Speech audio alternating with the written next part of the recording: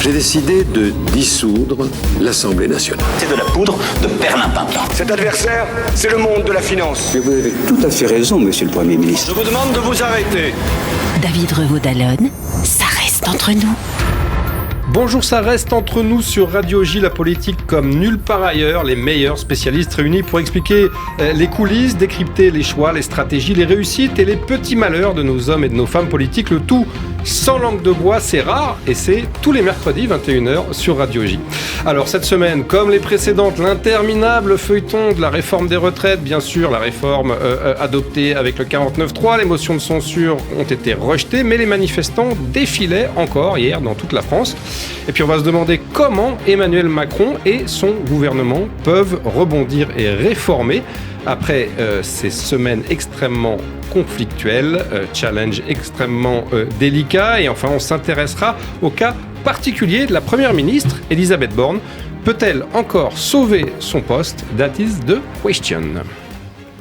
Alors, pour en parler, autour de la table, l'élite du journalisme politique français, les Top Guns du décryptage, ceux qui savent tout sur les arrière-boutiques du gouvernement et des partis. Tout d'abord, Émilie Zapalski, communicante politique et consultante en com de crise. Bonsoir, Émilie. Bonsoir. François-Xavier Bourmeau, grand reporter au Figaro. Bonsoir, François-Xavier. Bonsoir, David. Et last but not least, Gilles Bornstein, j'ai envie de dire Gilles Magique Bornstein, selon la formule consacrée, éditorialiste sur France Télévisions. Bonsoir, Gilles. Bonsoir, David. Alors, je vous rappelle la règle du jeu, même si vous la connaissez. Pas de off, pas de langue de bois. Vous pouvez vous livrer sans phare, vous lâcher, tout nous raconter. Bien entendu, tout ceci reste entre nous. Alors, au menu, encore et toujours, la réforme des retraites, 10e journée de mobilisation hier contre la réforme. Une mobilisation qui faiblit 740 000 personnes dans toute la France, selon le ministère de l'Intérieur. On a connu des journées qui étaient où les manifestants étaient 2 fois plus nombreux. Et à Paris, 93 000 personnes selon l'Intérieur, 450 000 selon la CGT. Est-ce que c'est le début d'un fléchissement, comme aimerait le croire Emmanuel Macron, ou est-ce qu'il ne faut pas surinterpréter ces chiffres, Gilles Bornstein? Il y a à l'évidence une petite baisse de mobilisation, surtout en province. On avait beaucoup dit pendant les premières journées que les petites villes de province avaient des manifestations importantes. Là, il y a eu des manifestations moins importantes, c'est vrai. À Paris, ça restait quand même assez important. C'est-à-dire, on n'était pas très loin. Il y a eu 119 000 la semaine dernière. Là, il y a eu presque 100 000. Ça reste une manifestation importante à Paris. Il y a eu une querelle d'interprétation. Les uns disent qu'effectivement, c'est un petit fléchissement de la mobilisation. Les autres disent que Gérald Darmanin, dans une intervention remarquée, nous promettant l'apocalypse pour le lendemain, avait certainement dissuadé des gens d'aller manifester, ce qui n'est certainement pas faux. Alors, il y a certainement un peu des deux. Certainement des gens qui ont eu peur d'aller manifester parce qu'ils avaient peur de l'arrivée des Black Blocs, en gros, et certainement aussi un petit peu une lassitude des participants à la mobilisation. Le fait que l'intersyndicale hier ait choisi de laisser 10 jours jusqu'à la prochaine journée de mobilisation, et peut-être aussi le fait qu'eux aussi pensent que y a un petit creux. Ça veut dire qu'il ne faut pas trop tirer sur la corde de la mobilisation? Il ne fallait pas tirer trop sur la corde et qu'il fallait laisser aux manifestants le temps de se reposer. Est-ce que vous confirmez ce que dit Gilles? C'est-à-dire que peut-être que les menaces, ou du moins les préventions du ministre de l'Intérieur Gérald Darmanin ont un petit peu apaisé les ardeurs des manifestants. Est-ce que la communication de la place Beauvau a fonctionné de ce point de vue-là? Je pense qu'elle a été en deux temps, parce qu'on a passé Sainte-Soline aussi le week-end dernier. Grande manifestation contre les bassines et des affrontements extrêmement violents entre manifestants et forces de l'ordre. Oui, des affrontements violents. On entend aussi dire des choses sur les forces de l'ordre qui auraient empêché les soignants de venir aider les victimes parmi les manifestants. Donc il y a eu cet aspect un petit peu qui pouvait regonfler les troupes, et en effet après une forte communication de la part de Gérald Darmanin pour inquiéter, pour dire qu'en gros ça allait chauffer, que beaucoup de jeunes aussi allaient arriver, et pas du tout de lien entre les deux, mais en tout cas que ça pouvait effrayer certains d'aller manifester. Moi ce que j'observe quand même, c'est que le front syndical reste uni, et ça quand même il faut le noter, parce qu'au fur et à mesure des jours de mobilisation, ça reste une force terrible. Hier il y a eu peut-être moins de manifestants, mais ça s'est fait dans le calme, en fait. Et du coup, là, vraiment... Et ce qu'on peut observer... Il y a surtout moins de grévistes. Il y a eu probablement moins de grévistes. Quelques échauffourées tout de même. Quelques en fin de échauffourées, parcours on à la a vu place un de la peu Nation. des feux, des choses comme ça, mais c'était quand même beaucoup plus calme. Et ce qu'on ressent, c'est bizarrement, contrairement aux premières manifestations où on sentait les gens quand même assez résignés parce qu'ils se disaient de toute façon la réforme va passer. Comme avec le 49.3, on est passé à un autre cap de demande. C'était plutôt sur la démocratie, sur la façon d'exercer le pouvoir. On sent les gens encore très très remontés. Moi j'ai l'impression que cette colère, il n'y a pas de résignation, il y a une motivation et il y a une mobilisation. Après, évidemment, les syndicats essaient de préserver les troupes. Il faut pas mobiliser trop au risque de voir les gens se détourner des manifestations et des rues. Donc, il y a cette espèce d'équilibre doux pour continuer à être là, à communiquer. Et on entend Laurent Berger et Philippe Martinez, tant qu'il est là, communiquer largement. Alors, on va l'entendre et en même justement, temps, pas fatiguer trop les troupes. Juste après, c'est vrai qu'en plus, il y a les vacances scolaires qui commencent dans certaines zones. Ce n'est pas ce week-end, mais c'est celui d'après. Est-ce que vous considérez qu'il y a un risque de phénomène d'usure, François-Xavier Bourmeau, après 10 journées de mobilisation, bientôt 11 et peut-être 12? On a basculé dans autre chose. Là, on est parti dans la séquence où la violence maintenant s'invite dans les cortèges. Alors, elle était moins forte dans les manifestations de mardi, mais elle a eu un impact, cette violence, qui est quand même considérable, parce qu'elle a mené au report de la visite du roi Charles III. C'est pas un petit événement, parce que ces visites-là sont quand même des choses qui s'organisent très longtemps en amont, qui sont compliquées à reprogrammer. Et qui sont des moments très marquants dans des quinquennats. Voilà, et surtout, les manifestants ont réussi à bouleverser l'agenda international du président de la République. Or, l'international, c'est le domaine réservé par définition du président, celui sur lequel il se replie quand ça va mal dans son pays. Or, réussir à bouleverser l'agenda international, c'est une victoire pour les manifestants, et ça peut les motiver pour essayer d'aller chercher la vraie victoire, parce que dans les cortèges, on ne demandait pas le report de la visite de Charles III, on demandait l'annulation de la réforme. Et ça, c'est toujours pas obtenu. Et c'est encore en cours. Donc, il y a quelque chose qui vraisemblablement est en train de se jouer autour d'un autre facteur aussi qui est important, c'est que quand la violence s'invite, le président peut plus facilement incarner le parti de l'ordre et espérer rebondir un petit peu dans l'opinion. C'est ce qui avait été fait pendant les Gilets jaunes d'ailleurs. Alors, est-ce que, pour rebondir là-dessus, Gilles Bornstein, est-ce que Emmanuel Macron il est en train de jouer la majorité silencieuse contre la chienlit, comme dirait l'autre, c'est-à-dire très clairement comme le général de Gaulle en 68, toute proportion gardée bien sûr? J'ai l'impression que le président de la République est à court de solutions, qu'il ne sait même pas lui-même ce qu'il cherche. Oui, de fait, il peut jouer ce réflexe légitimiste. Après, c'est à double tranchant, parce que il peut essayer d'incarner le parti de l'ordre, mais en démocratie, la première chose qu'on demande au gouvernement, c'est d'assurer l'ordre public. Et donc, un certain nombre de gens, dans la majorité, parmi son électorat, peuvent aussi lui reprocher de ne pas être capable de l'instaurer. C'est à double tranchant. C'est à double tranchant. Les images de Sainte-Soline, les images des manifs, tout ça, ça ne plaît pas en gros, à la droite libérale, qui est aujourd'hui la principale cible. Et aux retraités.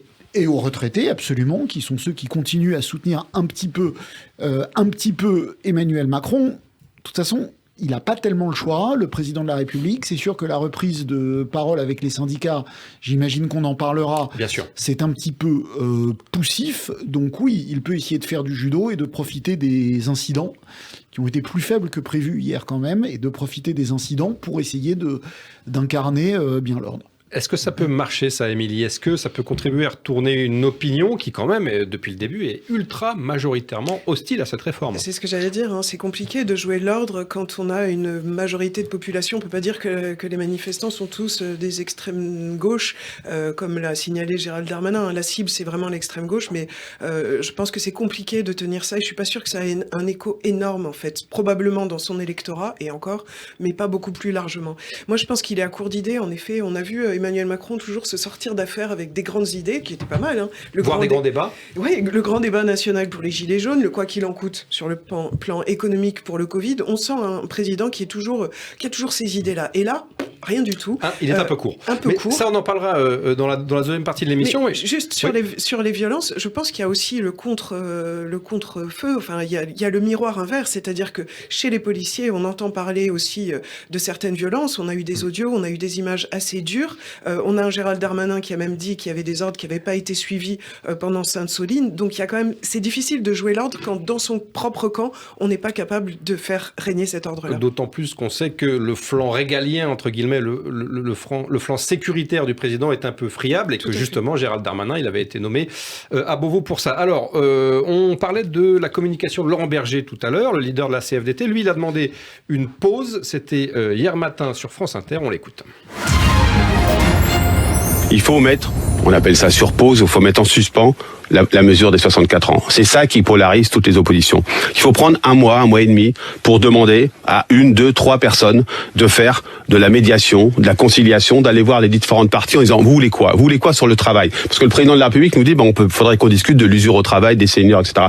Et on aurait dû le faire, parce que c'était ça aussi le sujet des retraites. Donc on prend un mois et demi, où on laisse, on dit voilà les 64 ans ça ne s'appliquera pas, et on fait de la médiation.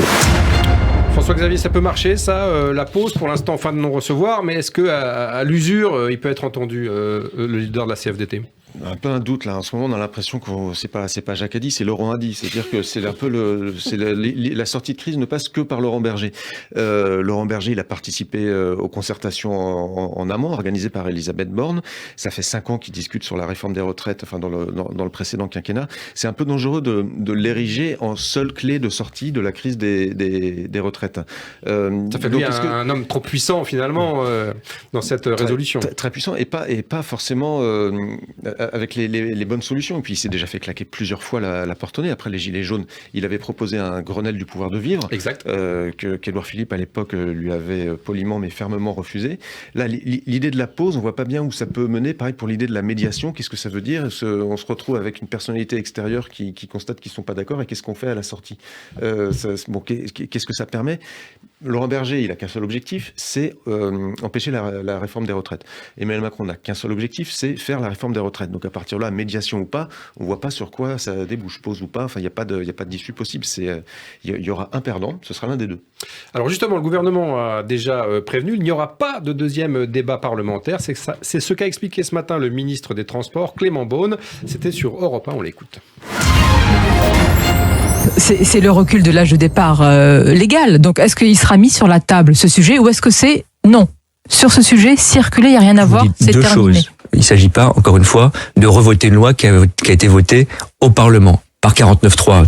Puisque vous le dites à chaque fois, je le dis moi-même, certes, mais c'est une modalité qui est parlementaire et qui doit être respectée. Puis il y a un temps aussi, on l'a oublié de le mentionner, qui est celui du Conseil constitutionnel, qui se prononcera dans quelques jours. Ensuite, encore une fois, c'est pas blanc ou noir. Mais vous donnez l'impression que vous attendez en fait l'avis du Conseil constitutionnel et que vous gagnez du temps. Donc c'est une diversion ou une vraie porte de sortie de crise la semaine prochaine. Il n'y a pas de dialogue, il y a désormais un dialogue, c'est en aucun cas une diversion. Attendez, le dialogue, voyons ce qui lancera au début de semaine prochaine. L'invitation a été faite hier, tous les syndicats n'ont pas encore répondu, les choses se discuteront en début de semaine prochaine, avec un ordre du jour qui sera très large, et d'ailleurs j'ai entendu la CFDT elle-même dire on veut parler retraite et travail, ce qui montre bien que, y compris dans les mobilisations, il y a beaucoup de sujets qui sont emportés avec cette contestation parfois.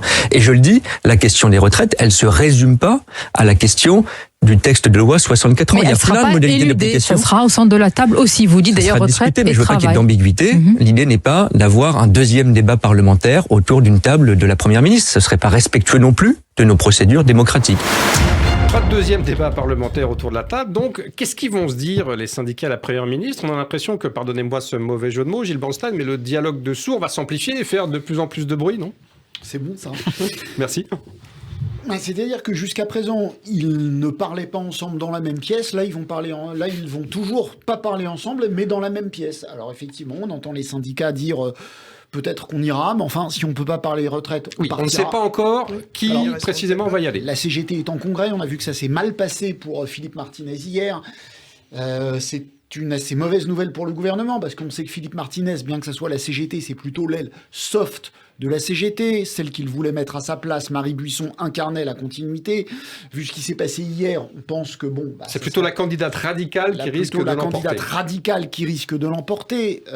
On a vu qu'il a été mis en minorité hier, Philippe Martinez, sur le simple fait qu'il pouvait accepter cette médiation. Donc ça va être compliqué.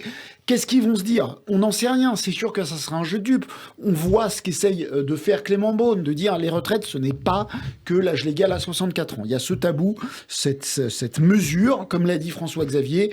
Les syndicats veulent la faire annuler, le président ne veut pas, donc ils vont tourner autour du pot, essayer de parler de retraite sans en parler, pour montrer chacun. Les syndicats aussi doivent essayer de sortir par le haut. Laurent Berger, qui est le grand héros de cette mobilisation, s'il veut rester ce héros-là, lui aussi doit trouver une porte de sortie. Parce que sinon, il n'aura rien obtenu. Donc lui aussi doit se débrouiller pour trouver une porte de sortie. Elle est compliquée pour tout le monde. Qu'est-ce qu'ils vont se dire, Émilie, en termes de com', c'est compliqué. Qu'est-ce qui va ressortir en termes d'image de cette réunion, si elle a lieu et si beaucoup de syndicats y vont? Voilà, et puis si les syndicats y vont, est-ce qu'ils vont y rester longtemps? Parce qu'il y a aussi cette idée de se dire, si on discute pas de la retraite et notamment des 64 ans, on va pas rester longtemps, donc on va rester 3 minutes. On pourrait faire une scène et claquer la porte. Donc le dialogue de sourds qui sera très audible va peut-être pas durer longtemps. Moi, je pense qu'il y a une volonté, en effet, d'Emmanuel Macron et du gouvernement, probablement plus d'Emmanuel Macron, d'aller de l'avant, d'enjamber cette réforme des retraites, de penser à la suite, déplacement haut. On l'a entendu chez Pif Gadget parler d'autres choses. Alors, je crois qu'on ne dit plus Pif Gadget, ça c'était dans notre enfance, mais on dit Pif. Voilà, Pif. Donc, parler de dissolution, bon, ça remontait à quelques semaines, mais on fait diversion, en quelque sorte, et on essaie de se projeter dans un autre monde qui serait l'après-retraite. Moi, je pense que ça va être compliqué. C'est intéressant pour ce héros, en effet, parce que c'est le grand héros de la mobilisation, Laurent Berger, d'avoir tendu cette main et qu'on lui réponde. Déjà, moi, je trouve que quand même, dans cette volonté, parce que tous les Français et les Françaises souhaitent cet apaisement, malgré la colère et tout ça, ce qu'ils veulent, c'est qu'on arrive à une porte de sortie, qu'on fasse quelque chose, une sortie de crise. C'est intéressant qu'il y ait ça. En effet, ça risque de faire encore plus de déception et de relancer éventuellement la mobilisation s'il ne se passe rien et si définitivement, les 64 ans, on ne peut pas en parler. Parce que si Laurent Berger est opposé, comme les autres syndicats, aux 64 ans, Laurent Berger n'était pas opposé à une réforme des retraites, et la plupart des Français et des Françaises ne sont pas opposés à une réforme des retraites, mais pas celle-là. Est-ce qu'on peut se donner le temps de revoir la copie? A priori, c'est une fin de non-recevoir, comme l'a dit Clément Beaune, mais ça serait pas inintéressant de se dire, il y avait peut-être d'autres solutions. Est-ce qu'on peut imaginer ça? Si c'est pour parler d'usure professionnelle, de reconversion à 55 ans, là, ça sera du bluff, et ça va être très mauvais en termes de répercussions. François-Xavier, un rendez-vous pour rien, du bluff, comme le dit Émilie, à votre avis? De toute façon, il ne peut rien se passer avant le 14 avril, date à laquelle le Conseil constitutionnel va rendre son avis sur la réforme des retraites et sur le référendum d'initiative partagée. Donc d'ici au 14 avril, il faut meubler. Meubler, ça veut dire... Ça, c'est la décision du gouvernement, parce qu'il pourrait faire plein de choses. Il pourrait rediscuter ça, renvoyer ça au Parlement. Non, justement, il faut revenir sur le véhicule législatif qui a été utilisé pour la réforme des retraites. Le fameux PLFSSR, projet de loi de financement rectificatif de la sécurité sociale. Voilà, donc c'est un projet de loi de finances au sein duquel, à l'intérieur duquel, il ne pouvait pas y avoir de mesures, disons, sucrées, qui portent sur le droit du travail.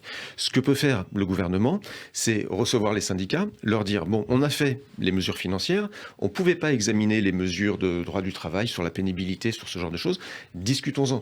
Les syndicats... Faisons un nouveau projet de loi avec ce que vous appelez le sucré, c'est-à-dire les choses plus agréables à entendre pour les syndicats. Voilà, dans un projet de travail. Qui porte sur la pénibilité, enfin tout ce que le gouvernement n'a pas pu mettre dans le projet de loi de finances, parce que de toute façon, les syndicats n'avancent qu'avec du grain à moudre.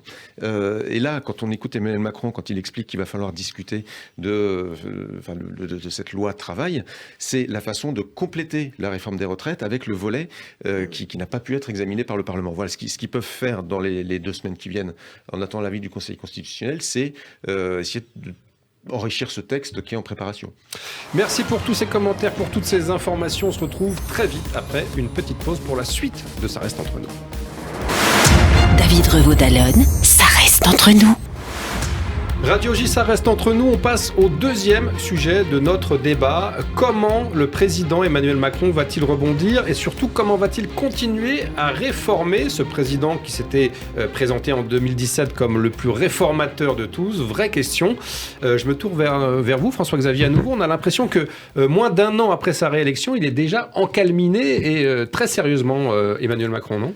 Dès sa réélection, en fait, il était encalminé. Il n'a pas réussi à prendre son deuxième quinquennat en main et il y arrive toujours pas. En fait, il y a cette épreuve de la réforme des retraites, cette haie qu'il veut absolument franchir et qu'il doit absolument franchir s'il veut pouvoir enchaîner sur autre chose. Et tant qu'il l'a pas réussi, il y avait cette théorie qui circulait dans la Macronie à un moment, qui disait que la réforme des retraites faisait partie du premier quinquennat. Et donc, en fait, Emmanuel Macron n'avait pas encore terminé le premier. Et qu'une fois qu'il aurait terminé la réforme des retraites, il pourrait enclencher sur le deuxième. C'est un peu comme le temps additionnel dans un match de football. Voilà. Et là, on voit que ça dure, ça l'agace d'ailleurs. L'enjeu pour lui, lui, en fait, maintenant, c'est de reprendre le contrôle de son agenda. Voilà. De réussir à franchir cette étape et surtout de reprendre la main sur son agenda.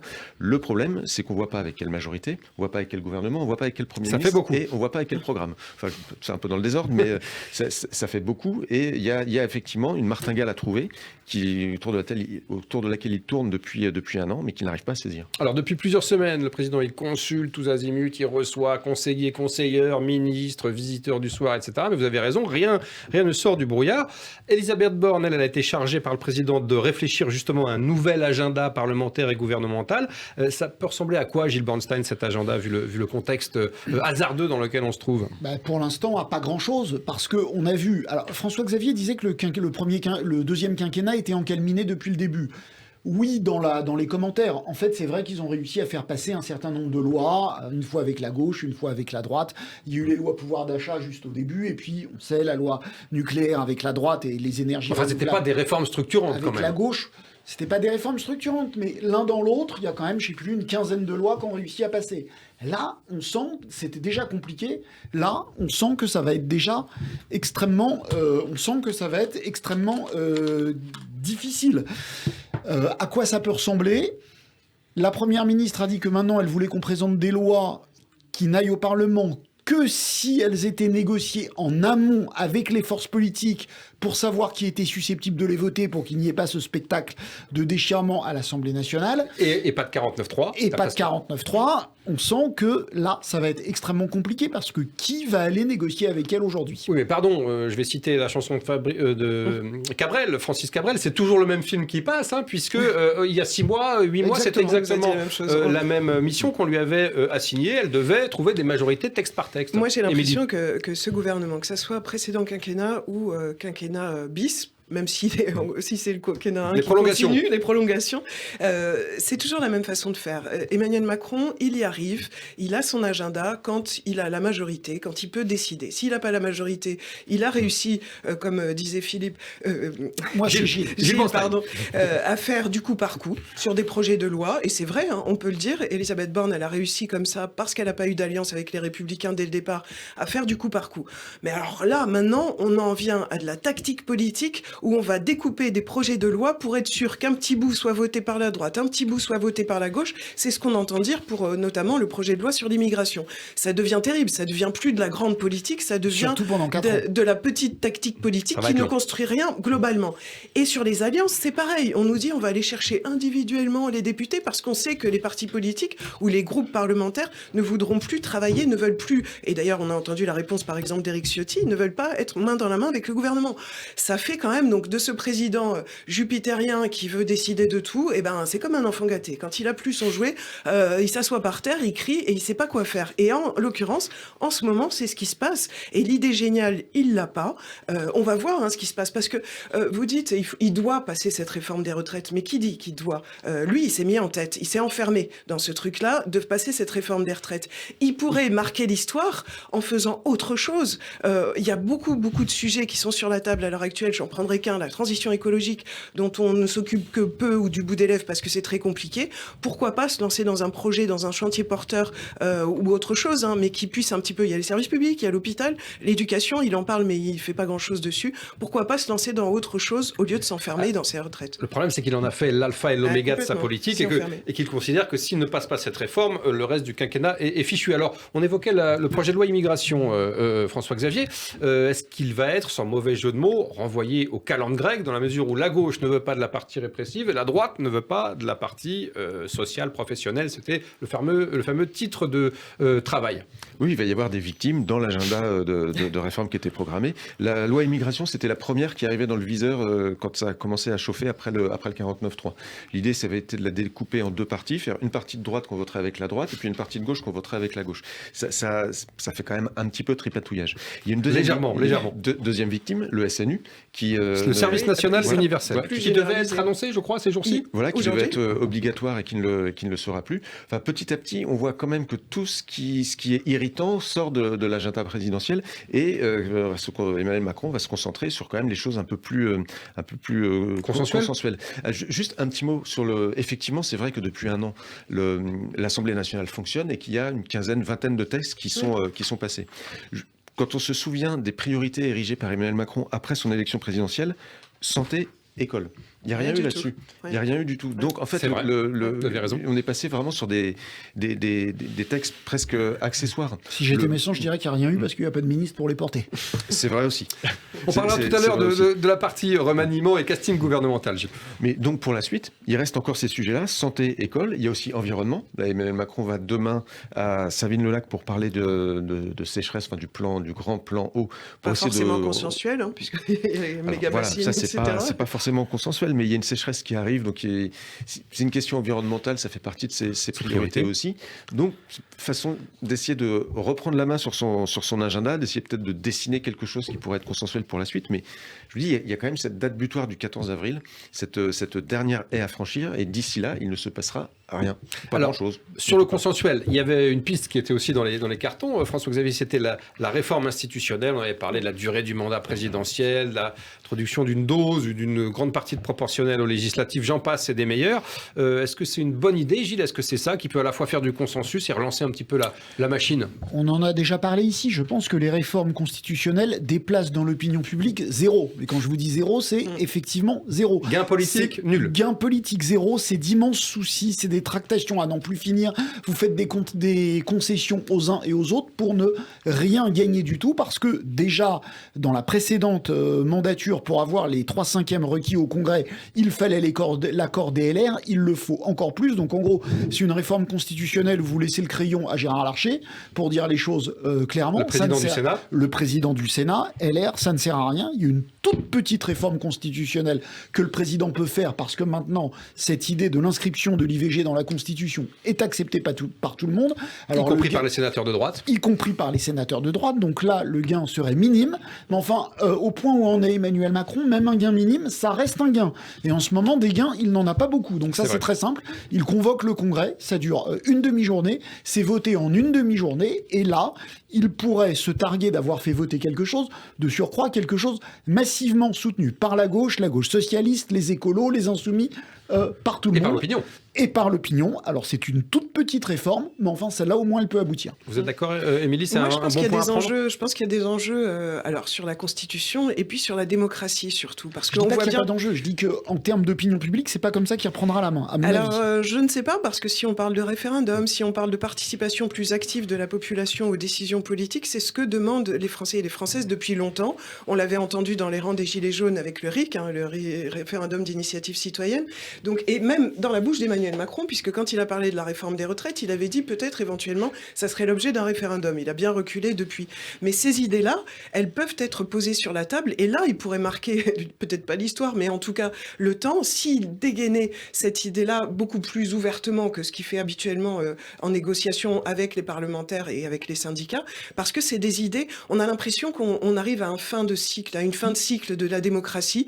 Il faut trouver probablement une autre façon pour les Français d'être représentés, d'avoir confiance. On voit qu'il y a beaucoup de défiance, il y a un taux de participation aux élections, c'est de pire en pire. Donc il y a ça. Mais la petite chanson qu'on entend, c'est quand même pas celle-là, parce que si on écoute bien ce qu'a dit Emmanuel Macron lors de son interview du 13h la semaine dernière, il a dit je pense qu'il faut se passer de la loi de plus en plus. Le pays passe trop souvent par la loi pour réguler les uns et les autres. Donc ça, je ne sais pas trop ce que ça veut dire, parce que pour quelqu'un qui se passe déjà beaucoup des syndicats qui veut que les parlementaires soient à sa botte, c'est plutôt inquiétant.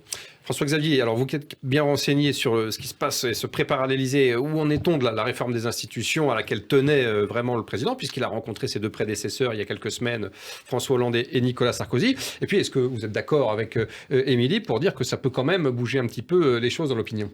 Alors déjà, je vais utiliser une citation grandiloquente pour essayer de mettre tout le monde d'accord. Montesquieu, il faut toucher à la Constitution que d'une main tremblante. Voilà, donc pas de réforme de la Constitution. Ce qu'on vit aujourd'hui, on peut le relier à deux réformes constitutionnelles. La première, 2001, qui instaure le quinquennat et dont on voit bien, 20 ans plus tard, qu'elle a réduit le temps d'action présidentielle et surtout qu'elle a privé le pays d'une respiration démocratique qui était la possibilité d'alternance en cours de mandat avec le des calage, midterms à la française, en fait. Voilà, avec le calage de l'élection des élections législatives sur l'élection présidentielle. Première chose, ça c'est quelque chose dont on souffre sans doute aujourd'hui. Et puis deuxième, là on est vraiment en plein dedans, la réforme constitutionnelle de 2008 qui interdit au président de la République de se présenter pour un troisième mandat d'affilée. Qu'est-ce qu'on voit depuis la réélection d'Emmanuel Macron? C'est que son quinquennat est fini. À la seconde où il a été réélu, son quinquennat était terminé. Il n'a plus le pouvoir, cette espèce de façon d'inspirer la crainte qui était « attention, je peux toujours me représenter ». Tout le monde sait. Ne fait plus peur. Voilà, la guerre de succession est lancée, il ne fait plus peur et donc il a beaucoup moins de moyens d'action que durant son premier quinquennat. Donc sur la Constitution, je ne suis pas du tout d'accord, il ne faut pas y toucher du tout. Voilà. Même d'une main tremblante. Et sur là où en est Emmanuel Macron aujourd'hui, alors il a d'autres priorités. Évidemment. Voilà. Alors, vous le disiez, on est quand même dans une situation où le président fait beaucoup moins peur qu'évidemment après son élection en 2017. On parlait de l'état des dossiers, de la suite des opérations, mais il y a aussi l'état de la majorité. Cette réforme des retraites, elle a aussi agi comme un révélateur des tensions au sein du gouvernement et de la majorité. Les députés du MoDem de François Bayrou, ceux d'Horizon, le parti d'Édouard Philippe, et même les élus de Renaissance, le parti présidentiel, commencent à ruer dans les brancards. Comment ça va se passer? Parce que c'est une donnée aussi sur les futures réformes entre la majorité et le gouvernement. Est-ce qu'on va avoir, comme sous François Hollande, des frondeurs? Des frondeurs, enfin ça dépend ce qu'on appelle frondeurs, oui, des gens, vous l'avez dit, des gens qui commencent à rechigner, à renacler, on en a, c'est vrai qu'on entend des paroles au sein même de Renaissance.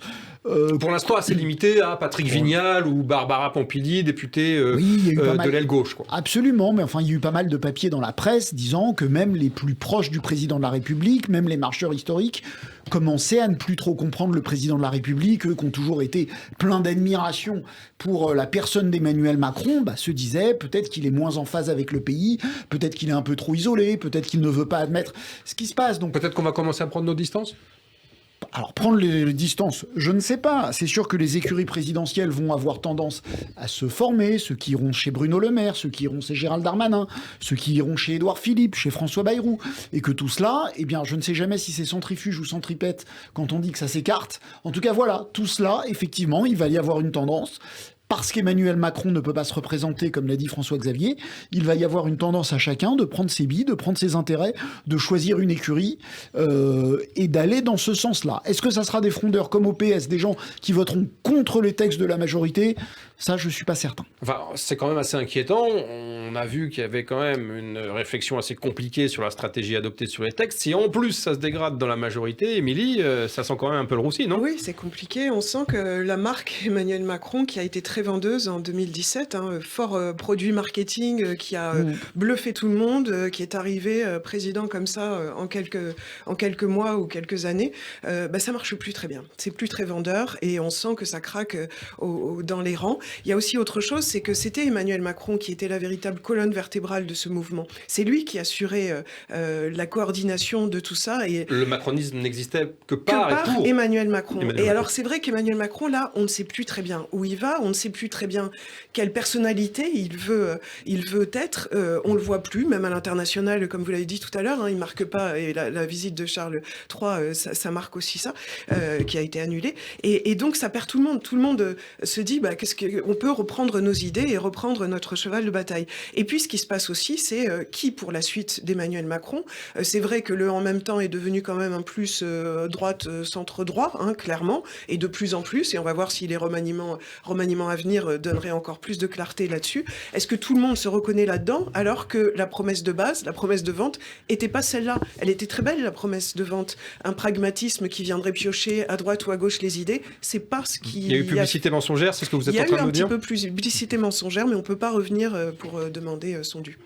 François-Xavier, des frondeurs, c'est possible?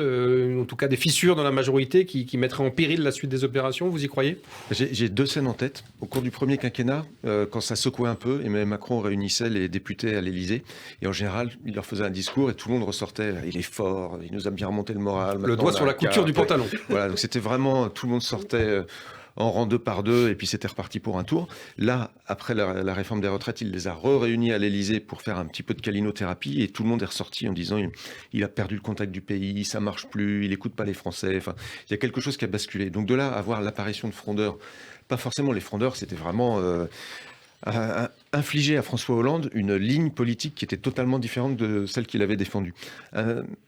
Pousser Emmanuel Macron à changer de cap politique, c'est compliqué parce que son cap politique, on l'a pas bien vu encore. Donc des frondeurs, pourquoi faire ? Là, on voit pas trop. En revanche, les frondeurs, vous le disiez tout à l'heure, il avait vendu pendant sa deuxième campagne présidentielle l'année dernière 3 priorités, écologie, santé, éducation. Pour l'instant, on ne voit rien venir, comme dirait l'autre. On a peut-être des gens qui vont le rappeler à ses promesses. Non, ce qui est plus envisageable, c'est de voir les groupes politiques qui constituent la majorité reprendre chacun leur autonomie au fil du quinquennat, au fil de la désagrégation du quinquennat, si ça continue comme ça en tout cas. Une majorité de plus en plus relative. Donc Gilles Bernstein. Oui, je vais dire un mot. Vous disiez des promesses de fond sur les dossiers. Il y a aussi des promesses de méthode, parce qu'on l'a entendu au soir de réélection dire « je ne gouvernerai plus comme avant ». J'ai entendu. Il nous a refait le coup de « j'ai changé » de Nicolas Sarkozy. Il nous a refait le coup de 50 fois « j'ai changé ». Monsieur, j'ai relu il n'y a pas longtemps, ça m'avait échappé, qu'il avait dit « les Français ne veulent plus de réformes qui viennent d'en haut ». Exact, vous avez raison. S'il y a bien une réforme qui vient d'en haut, c'est celle des retraites. Donc voilà, ça dans la majorité, je pense qu'il y a des gens déçus du fait qu'il n'applique pas ce qu'il avait lui-même promis. Alors on parlait tout à l'heure de la réforme des institutions et de l'introduction du quinquennat. Est-ce que ça sent pas un petit peu le deuxième mandat de Jacques Chirac, un quinquennat qui risque d'être marqué par un très fort immobilisme, à tel point que son successeur Sarkozy, souvenez-vous, avait dit... Les rois fainéants. Les rois fainéants. Est-ce que vous en pensez, Gilles Bernstein ? Si, un petit peu, c'est ça, un petit peu. Il peut y avoir une sorte d'un président impuissanté, un président qui ne peut pas gouverner, non pas par manque de volonté politique, comme ça avait pu être le cas de Jacques Chirac, mais réellement par problème avec sa majorité. Mais c'est sûr, de toute façon, on a bien senti que ce quinquennat est mal parti depuis le début. Mauvaise campagne électorale, pas d'implication dans la campagne législative, une seule promesse. Enfin, qui se souvient d'une promesse à part celle de la retraite, qui à l'époque était non pas à 64, mais à 65 ans. Des élections législatives ratées. Franchement, depuis le mois de juin, il a quand même réussi un exploit. Faut pas oublier que 2 ans avant, il pouvait pas sortir de sa voiture pendant les Gilets jaunes sans prendre des œufs sur la tête. Ce président qu'on disait fini a réussi à se faire réélire. Comme le disait Émilie, il a toujours montré une force de résilience extraordinaire. Est-ce qu'on est au moment où là, il n'y arrivera plus ? Peut-être, parce que c'est vrai qu'on voit mal les capacités de rebond pour l'instant. Rebondira-t-il une fois de plus ? Merci pour ces explications fort instructives. On se quitte quelques instants et on se retrouve très vite pour la suite du programme et notamment celle du casting gouvernemental. À tout de suite. David Revaud-Dallon, ça reste entre nous. Vous êtes sur Radio J pour Ça reste entre nous, 3e et dernière partie de notre débat qui sera consacrée à la Première ministre Elisabeth Borne qui semble quand même de plus en plus dans une position compliquée pour ne pas dire carrément sur la sellette. Vous qui êtes parfaitement bien renseigné, François-Xavier Bourmont, une fois de plus, ces jours sont comptés, non, à la Première ministre ? En tout cas, ce qui est sûr, c'est que Emmanuel Macron lui a donné une mission compliquée puisqu'il lui a en gros demandé de creuser sa tombe. Donc, avec ses mains. Il est en forme aujourd'hui, lui. Non, mais, regardez ce que demande Emmanuel Macron dans son émission. Il lui dit quoi ? Essaye d'élargir la majorité. J'espère qu'elle y parviendra. C'est-à-dire, si même le président doute, elle a essayé il y a 1 an d'élargir la majorité. Elle n'y a pas réussi. C'est ce que j'allais vous dire. C'est précisément la même mission qu'après les élections législatives qui avait abouti à une majorité très courte, très relative. Alors, pourquoi réussirait-elle aujourd'hui ce qu'elle n'a pas réussi il y a 1 an, alors que la situation s'est dégradée et qu'il y a encore moins d'intérêt pour les Républicains à monter à bord de l'équipage gouvernemental ? Il n'y a absolument aucune raison. Et quand bien même y parviendrait-elle, qu'est-ce qui se passerait ? Ils trouvent des alliés ou une forme de coalition. Mais si la majorité change, mais il y a un fait majoritaire qui change, qui évolue. Et à ce moment-là, vous changez le Premier ministre. Donc demander à Elisabeth Borne de chercher les contours d'une nouvelle majorité, c'est lui demander de chercher quelqu'un pour lui succéder. Voilà. Donc la mission est totalement impossible. Et si elle remplit la mission que lui a confiée Emmanuel Macron, eh bien à ce moment-là, elle devra partir. Vous êtes d'accord, Gilles Bernstein ? Mission impossible à la Tom Cruise pour Elisabeth Borne ? Je suis parfaitement d'accord avec ce que vient de dire François-Xavier. Je voudrais rajouter quelque chose sur Elisabeth Borne parce que, comment dire, je trouve qu'elle porte un chapeau un peu large. C'est-à-dire que Personne n'a jamais pensé qu'elle était la solution. Elle a été nommée, François Bayrou l'avait dit à l'époque, elle avait été nommée parce qu'elle n'était pas très politique, parce qu'elle pouvait pas faire de l'ombre. Parce que c'était une femme et qu'Emmanuel Macron voulait absolument une femme à Matignon également. Absolument, et que c'était aussi une technicienne de la négociation, capable de trouver les points de passage, etc., puisqu'elle avait dirigé la RATP, qu'elle avait été ministre du Travail. De ce point de vue-là, on ne peut pas dire que c'est un succès planétaire. C'est sûr qu'elle n'a pas brillé dans sa conduite. Elle a demandé 3 mois de plus au président de la République, lui garantissant qu'elle trouverait une majorité. Elle ne l'a pas trouvé. Elle a quand même adouci un peu le jeu. Elle a quand même mis un peu d'eau dans le vin du président, quand même, non? Elle a mis de l'eau dans le vin du président, mais enfin, elle lui a demandé en décembre, elle lui a dit 3 mois en décembre. Lui, il voulait passer vite à la hussarde. Elle lui a demandé 3 mois en lui disant, moi, je vous ramènerai tous les Républicains. Elle n'a pas ramené tous les Républicains. Sinon, il n'y aurait pas eu besoin de 49.3 et on n'en serait pas là. Donc, elle a échoué, mais elle a échoué dans la mission qui lui était donnée, qui n'était pas énorme. Je trouve que le point central, quand même, c'est le manque d'incarnation au gouvernement. On parlait des priorités gouvernementales, la santé, l'environnement, et quoi? La santé, l'environnement, l'éducation nationale. Vous allez demander dans la rue qui est ministre de la transition écologique, de la santé, ou personne ne sait. C'est-à-dire Christophe Béchu n'imprime pas Papendiaï. Christophe Béchu, environnement. N'imprime pas Papendiaï, éducation nationale. N'imprime pas. Et François Braun, santé, n'imprime pas non plus. Donc certes, il y a des questions à se poser autour du Premier ministre, mais je trouve qu'il est urgent, mais vraiment urgent, s'il veut tenir 4 ans, pour le président de la République, de trouver enfin des gens qui incarnent 4 ou 5 priorités gouvernementales, comme on peut les aimer ou ne pas les aimer, comme Bruno Le Maire et Gérald Darmanin. Tout le monde sait qui est ministre des Finances, tout le monde sait qui est ministre de l'Intérieur, comme eux incarnent les domaines qu'ils ont à gérer. Vous êtes d'accord, cette équipe gouvernementale est en bout de course, elle n'a pas réussi à imprimer justement, du point de vue des personnalités et des ministres, les priorités du président? Oui, mais c'est vrai qu'Elisabeth Borne, elle a été nommée pour être une très bonne exécutante. Ça a été un très bon petit soldat ou bulldozer selon les cas, parce qu'elle s'est débrouillée avec les moyens du bord et ce qui lui était demandé sans avoir justement cette pointe politique. C'était pas ce qu'on lui demandait. C'est ce qu'on lui demande maintenant, alors que la mission est impossible en effet, mais c'était pas ce qui lui est demandé. Et juste le petit quart d'heure de défense, en plus première femme première ministre depuis très longtemps. Depuis l'éducation, elle a rempli son job, et à tel point qu'on se pose même pas la question de homme ou femme. Elle a fait son job, on remet plus en question l'idée que c'est une femme et que ça puisse être plus lamentable qu'avec un homme. Et ça, moi, je suis contente. Je pense qu'on peut s'en féliciter. Vous avez raison. Maintenant, c'est difficile parce que Emmanuel Macron, si on a un ministre, prenons au hasard Édouard Philippe, qui prend trop de lumière, qui imprime trop sa politique, les 64 ans, quand l'âge pivot a été remis, c'était lui. Les 80 km/h, ça a été lui, ça n'a pas été très réussi. Il l'a laissé faire, il a pris trop la lumière, et hop, qu'est-ce qu'on fait? On l'envoie balader. Donc il est dans cette problématique-là, de pas avoir un casting trop brillant qui pourrait lui faire de l'ombre. Et il y a autre chose. Jean Castex, Elisabeth Borne, ça lui va, Édouard Philippe, un peu moins. Voilà. Et puis d'autres, j'imagine, quand vous citez Bruno Le Maire, Gérald Darmanin, ça peut aussi lui poser des problèmes. Et l'autre question, c'est sur le fond. Est-ce que ce gouvernement, est-ce que ce président est capable de faire abstraction de ce en même temps et de faire donc davantage de concessions, parce que c'est que comme ça qu'il pourra avoir des républicains de son côté. Donc des concessions aux républicains. A priori, il n'en a pas fait assez. Peut-être que c'est le poste justement de Premier ministre qui permettrait d'avoir cette alliance, mais en tout cas, il va falloir qu'il montre sa patte blanche. C'est plus du en même temps à ce moment-là qu'il faut qu'il assume, mais c'est peut-être le moment de se dévoiler dessus.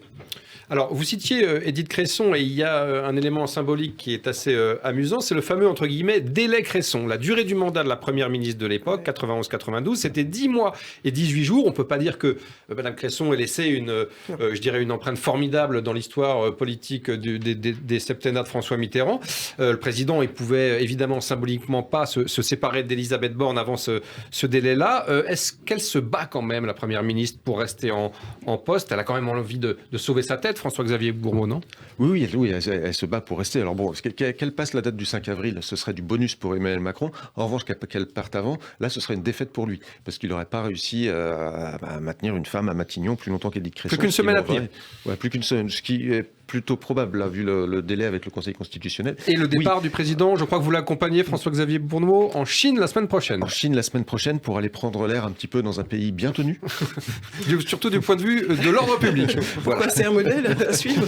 Non, mais après les violences dans les manifestations, disons que le climat en Chine n'est pas tout à fait le même. On espère qu'il ne va pas s'inspirer des techniques de maintien de l'ordre local. Voilà. Et donc, pendant cette semaine où il sera à l'étranger, mais c'est Elisabeth Borne qui aura les clés de la maison pour mener les discussions avec les syndicats. Donc, il y aura toute cette séquence de négociations, discussions pour patienter jusqu'au 14 avril et à la date de l'avis du Conseil constitutionnel. Il va se tenir au courant, à mon avis, quand même. Voilà. Mais tout en sachant que les jeux pour Matignon ont déjà commencé. Il y a des listes de premiers ministrables. Enfin, il y a des noms qui circulent. Alors, en général, souvent, les gens font circuler des noms pour les empêcher. Parce que quand il y a un nom dans la nature, c'est jamais très bon. Ça incite plutôt Emmanuel Macron à le biffer sur sa liste éventuelle. Mais il y a il y a tout un surtout si c'est une personnalité, comme le disait Émilie, qui risque de prendre un peu trop d'ampleur et de volume de jeu. Mais juste sur Edith Cresson, moi je crois que là c'est un mauvais procès. Enfin, c'est pas le même contexte. Il faut quand même se remettre. C'était 30 ans avant. Bien sûr. On avait une caste politique qui était encore plus misogyne que ce qui reste encore ici. Sûr. Donc je pense que si elle partait avant, après, je crois pas que ça n'ait d'importance parce que ce qui est en jeu, c'est ses compétences. 5 avril, c'est une catastrophe symbolique. On va en faire symbolique, mais bon, de ça. moi je pense que ce qui est en jeu, c'est ses compétences et sa mission qui lui est donnée. Et c'est ça qui est important maintenant dans l'égalité homme-femme, c'est qu'on parle plus trop de ça. Moi j'ai salué parce que justement, on fait plus la différence et qu'on se base sur les compétences. Et ça c'est important pour les générations qui viennent. Et c'était pas du tout les mêmes conditions. Edith Cresson, je pense qu'elle a souffert de bien d'autres choses qui n'ont pas été l'objet là. En tout cas, on n'a pas entendu. Il y a encore des sujets de ce côté-là dans le monde politique, mais là, ça n'a pas été le cas. Alors, on va parler ensuite du casting potentiel de remplacement, mais très rapide tour de table. Est-ce qu'elle peut tenir, est-ce qu'elle peut durer encore quelques mois, Madame Cresson, Émilie?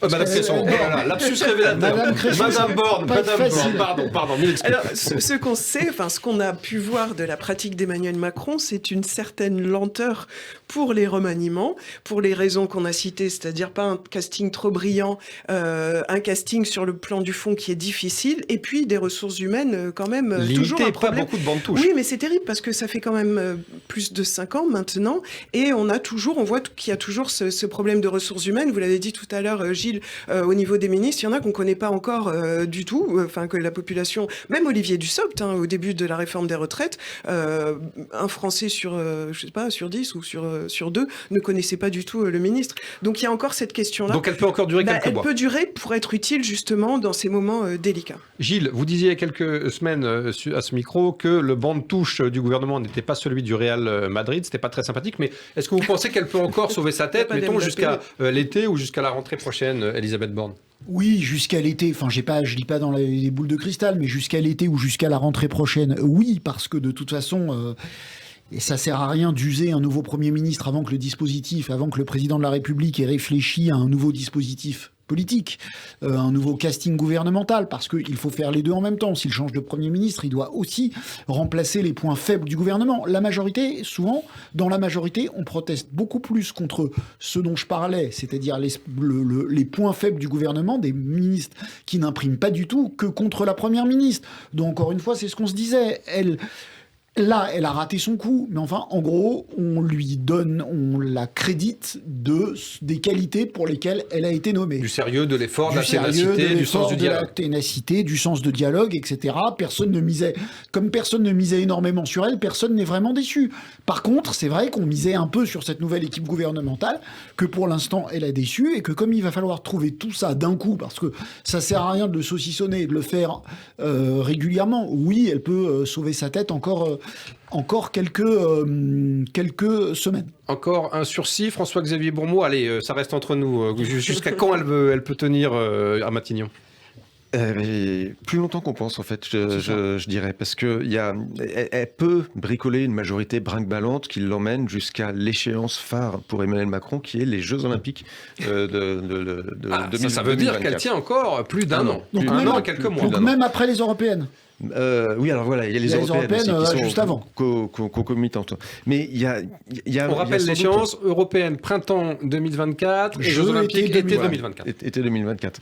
Il y a cette échéance-là pour Emmanuel Macron qui va marquer sa mi-mandat et l'entrée dans la fin en fait de son second quinquennat. Donc il peut mettre un point d'honneur à la faire tenir jusque-là, je pense, mais à la condition qu'elle réussisse à bricoler sa majorité, qu'elle continue à faire avancer. Ce qui, on l'a vu, va être encore plus compliqué qu'avant. Ce qui va être compliqué, ça va dépendre de beaucoup de choses, de l'avenir de la réforme des retraites, de l'attitude des LR. Est-ce que certains vont décider de rejoindre la majorité ? Il y en a qui sont tentés, qui appellent aujourd'hui à monter à bord du Titanic. Alors, combien il faudrait de députés LR pour justement une majorité stable et atteindre ces fameux 288 députés qui sont une majorité absolue?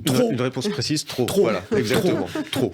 Donc actuellement, qu'on soit bien clair, Éric Ciotti ne dispose pas, Éric Ciotti, patron des LR, du nombre suffisant de députés pour blinder et solidifier la majorité de Emmanuel Macron. Il n'y a pas la ligne de flottaison. Je ne dirais pas ça comme ça. Je dirais que le nombre de députés tentés de passer le Rubicon ne sont pas assez nombreux. Les Vincent Day, alors Jean-François Copé, Rachida Dati ne sont pas ministres, mais ne sont pas élus. Ils ont plaidé pour un rapprochement, mais ne sont pas députés. Il y a un certain nombre de députés qu'on s'est tenté, Philippe Juvin, qu'on s'est tenté de rejoindre la majorité. Ceux-ci ne sont pas assez nombreux pour faire passer la majorité de majorité relative à majorité absolue. Ça dépend de ce qu'on leur donne aussi. Je pense qu'il y a ce deal aussi qui est peut-être en train de se tramer entre Elisabeth Borne et puis les élus pour voir un petit peu si les Républicains s'y retrouveraient davantage.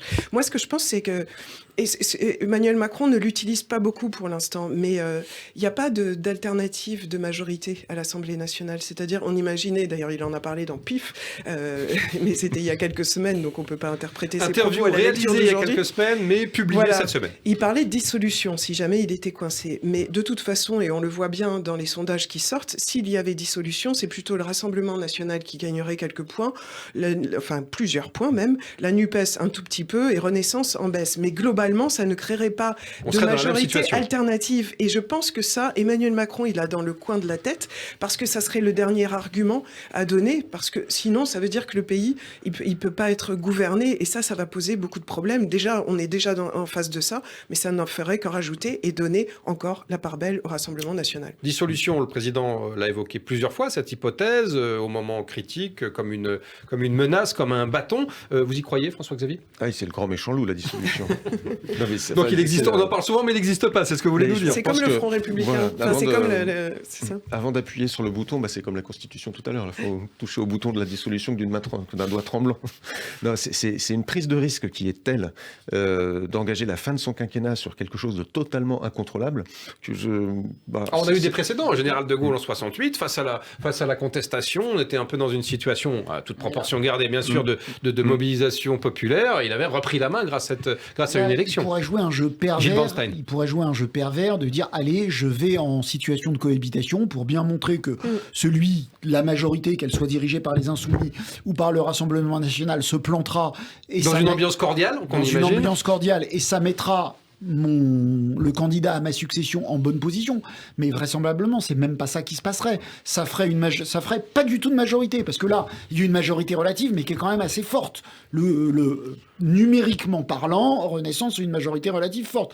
Là, le plus probable est qu'il y ait plus de députés au Rassemblement national, sans pour autant qu'ils parviennent à être majoritaires. Donc là, il n'y aurait pas de majorité du tout. Donc un merdier, mais alors vraiment sans nom. Voilà. Sans nom. Merci François. Un blocage absolu pour rester absolu pendant 4 ans. Petit, puisque les auditeurs aiment toujours un petit peu les questions de casting, qui sont toujours assez croustillantes. Qui pourrait remplacer Madame Borne à Matignon ? Vous avez quartier libre, vous pouvez aller puiser à droite et à gauche, plutôt à droite, comme on vient de le dire. Gilles Bornstein. Je trouve que le seul nom... Alors, il y a les éventuels successeurs, ceux qui veulent être candidats, Bruno Le Maire, Gérald Darmanin, on le sait. Bon, je trouve qu'il y a un seul nom où il y a une petite idée, c'est Gérard Larcher. Ouais, Gérard Larcher, voilà, le président du Sénat. Le président du Sénat. Audacieux. Oui, c'est audacieux. Là, on joue, donc c'est pas moi je peux jouer. Les conseilleurs ne sont pas les payeurs. C'est pas moi qui vais l'appeler, ni voilà. Gérard Larcher, on peut se dire qu'il y aurait une cohabitation à peu près harmonieuse. Ils sont capables de parler c'est pas non plus l'aile hyper réac des Républicains. C'est la droite modérée. C'est la droite modérée, c'est pas très loin. Compatible. Macron compatible. Ça emmerde, pardonnez-moi l'expression, et Darmanin, et Le Maire, et Philippe. Alors là, ça emmerde tout le monde. Ce qui n'est pas pour déplaire au président. Ce qui n'est pas pour déplaire à Emmanuel Macron. Donc, s'il y a un coup à tenter, je trouve que celui-là est certainement le moins absurde. Le moins risqué. Donc, Gilles Bornstein vote Gérard Larcher. Émilie. Mais moi, j'avais le même nom en tête parce qu'en effet, c'est quelque chose. Bon, c'est marqué l'avantage à droite, le en même temps qui serait plus à droite, et d'une façon consensuelle. Par contre, ça veut dire vraiment qu'on met carte sur table. Maintenant, on est dans un mouvement en même temps qui est vraiment droitier. On franchit le Rubicon, comme appelait Nicolas Sarkozy à le faire à Emmanuel Macron. Alors, 2 voix pour Gérard Larcher. Ici, François-Xavier Bourmeau, c'est à vous que va revenir le verdict final. Vous votez pour qui ? Oui, Gérard Larcher, je trouve qu'il y a un petit côté Raffarin. Donc ça se marie bien avec l'idée du deuxième quinquennat. Mais sans vouloir être désagréable, c'est pas tout à fait le nouveau monde qu'on nous vendait en 2017. Oui, au niveau jeune et au niveau écologie et tout, c'est super. Non, il y a un nom qui est sorti assez vite dès qu'il a été question de remplacer Elisabeth Borne. Donc signe que c'était quelqu'un qui était dans les esprits de beaucoup de monde. C'est Sébastien Lecornu, le ministre des Armées, qui est assez discret. Pas très connu, mais solide. Qui est un vrai politique, qui accompagne Emmanuel Macron dans tous ses déplacements internationaux, parce qu'il y a toujours une question de défense en jeu, qui est pour l'instant discret et qui n'a pas rompu tout à fait les liens avec la droite. Donc est-ce que le Cornu pourrait être un candidat intéressant ou pas ? C'est un fidèle de Macron, il était à la manœuvre du grand débat national aussi. 2 voix pour Gérard Larcher, 1 pour Sébastien Lecornu. Merci pour vos explications lumineuses, vos éclairages et vos spéculations très intéressantes. Nous savons tout de la réforme des retraites, des plans du président pour la suite et des castings potentiels. On se retrouve dans 3 semaines après les fêtes de Pessard, mercredi à 21h pour une nouvelle édition de Ça reste entre nous, en compagnie des meilleurs décrypteurs bien sûr, comme d'habitude. Et d'ici là, je compte sur vous et votre discrétion. Tout ce qui est à Radio J reste à Radio J, tout ceci reste entre nous. Excellente soirée et à bientôt.